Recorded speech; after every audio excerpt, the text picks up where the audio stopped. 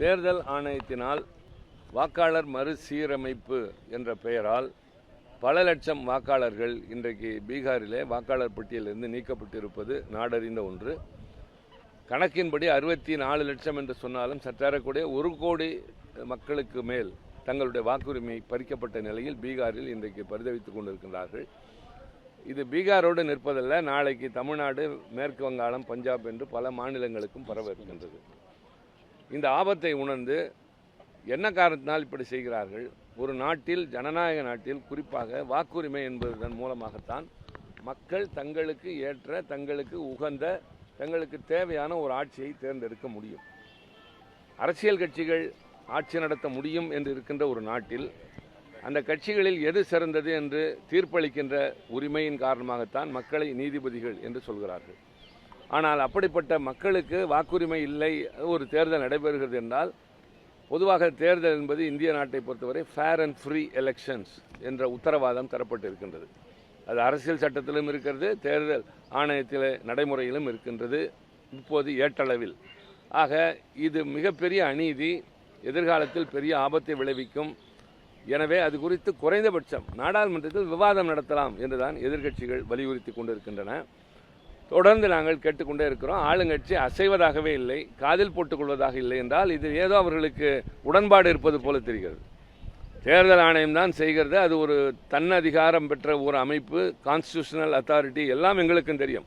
ஆனால் அது பற்றி பேசக்கூட நாடாளுமன்றத்தில் வாய்ப்பு இல்லை என்று சொன்னால், அதற்கு ஆளுங்கட்சி இசைவு தெரிவிக்கவில்லை, அவர்களும் இசைவு தெரிவித்தால் தான் நேரம் ஒதுக்க முடியும் என்று அவைத்தலைவர் சொன்னால், ஆளுங்கட்சிக்கும் இதில் உடன்பாடு தெரிந்தே இது நடக்கிறது, இதன் மூலமாக எதிர்க்கட்சிகள் வஞ்சிக்கப்படுவார்கள் என்ற அபாயம் இருக்கின்றது. தமிழ்நாட்டுடைய முதலமைச்சர் தளபதி அண்ணன் மு.க. ஸ்டாலின் அவர்கள் கடுமையாக இது குறித்து விளக்கம் தந்திருக்கின்றார். இது ஜனநாயகத்தின் குரல் வழியை நெறிப்பதாக இருக்கும் என்ற அளவில் எல்லாம் அவருடைய அந்த அறிக்கைகள் அமைந்திருக்கின்றன. பல்வேறு கட்சிகள் போராடி கொண்டிருக்கின்றன. தொடர்ந்து இதை வலியுறுத்தி கொண்டிருக்கின்ற இந்த நிலையில் இன்றைக்கும் நாங்கள் அதை குறித்து ஒத்திவைப்பு தீர்மானத்திற்கு நோட்டீஸ் கொடுத்திருந்தோம். ஆனால் அதை ஏற்றுக்கொள்ளவில்லை. அவை தொடர்ந்து ஒத்திவைக்கப்பட்டது. குறிப்பாக இன்றைக்கு சொல்ல வேண்டிய முக்கியமான செய்தி என்னவென்றால், 12 மணிக்கு ஒத்திவைக்கப்பட்ட அவை மீண்டும் கூடிய பொழுது எல்லோரும் அந்த வழக்கமான அந்த பழக்கத்தின்படி நாங்கள் எங்களுடைய முழக்கத்தை எழுப்பி கொண்டிருந்தோம். எங்களுக்கு SIR வேண்டாம், special intensive revision of electoral rolls என்ற அந்த SIR என்பது வேண்டாம் என்று. அப்போது திடீரென்று ஒரு 20-25 பாதுகாவலர்கள் உள்ளுக்குள்ளே நுழைந்து வரிசை கட்டி கொண்டு நின்றார்கள். பொதுவாக நாங்கள் அவையின் மையத்திற்கு செல்லுகின்ற பழக்கத்தை இப்போது பின்பற்றுவது இல்லை. சில காலமாக அதை ஒரு கட்டுப்பாடாகவே வைத்திருக்கிறோம்.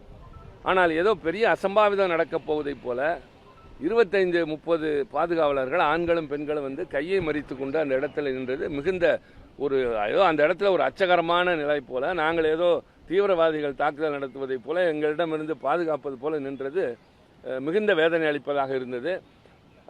பல உறுப்பினர்கள் அங்கே செல்ல முயன்ற போது தடுத்து நிறுத்தப்பட்டார்கள். இது இதுவரை நடைபெறாத ஒன்று. குறிப்பாக பெண் உறுப்பினர்கள், திமுகவை சேர்ந்த சல்மா, திரிணாமுல் காங்கிரஸ் கட்சியை சார்ந்த சகரிகா கோஷ், மற்ற பெண் உறுப்பினர்கள், இவர்களெல்லாம் கூட மௌசம், இவர்களெல்லாம் சென்ற போதும் அவர்களும் மறித்து நிறுத்தப்பட்டார்கள்.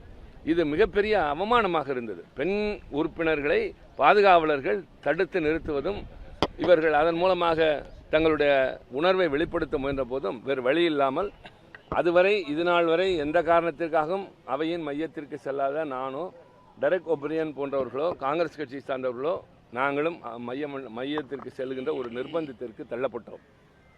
அவை ஒத்திவைக்கப்பட்டு விட்டது. ஆனால் இது அத்தோடு முடியக்கூடிய பிரச்சனை அல்ல. நாட்டு மக்களுக்கு சொல்கிறோம், இந்த நாடாளுமன்றத்தை பாதுகாப்பதற்கு 800 பாதுகாவலர்கள் இருந்தார்கள், பயிற்சி பெற்றவர்கள். அவர்கள்தான் தங்கள் உயிரை கொடுத்து இந்த நாடாளுமன்றத்தை பாதுகாத்திருக்கிறார்கள். 2001 தீவிரவாதிகளின் தாக்குதலின் போது 13 பேர் தங்கள் உயிரை பலி கொடுத்து இந்த நாட்டினுடைய ஜனநாயகத்தை, நாடாளுமன்றத்தை, தலைவர்களை, எல்லாவற்றையும் காப்பாற்றினார்கள்.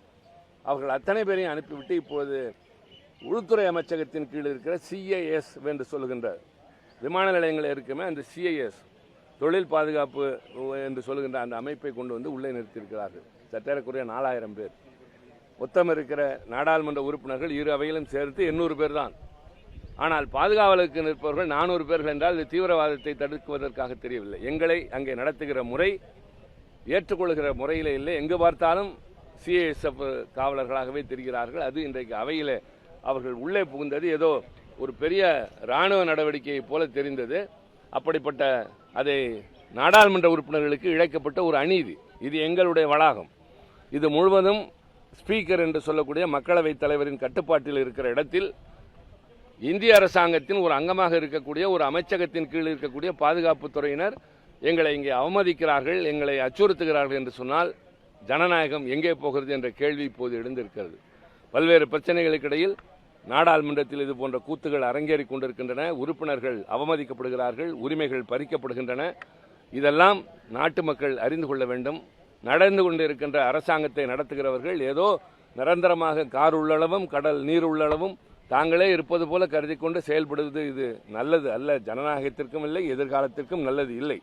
இன்று ஒருவருக்கு நாளை மற்றொருவருக்கு என்பது போல் நடைபெறும். ஆனால் நாங்கள் இது போன்ற முறையை எந்த காலத்திலும் பின்பற்ற மாட்டோம். இது மிகப்பெரிய அநீதி. எதிர்க்கட்சி தலைவராகிய மல்லிகார்ஜுன் கார்கே இதை முக்கியமாக தீவிரமாக முன்னெடுத்து செல்வதாக சொல்லியிருக்கின்றார். திங்கட்கிழமை அவை கூடுகிற போது இது பற்றி நாங்கள் நிச்சயமாக எழுப்புவோம்.